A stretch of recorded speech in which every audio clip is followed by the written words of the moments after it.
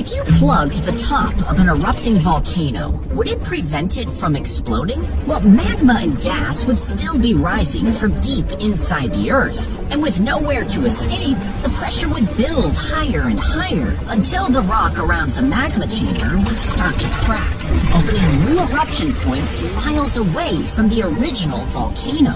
But the pressure might cause it to explode sideways out of the volcano, causing the eruption to be even more destructive than normal.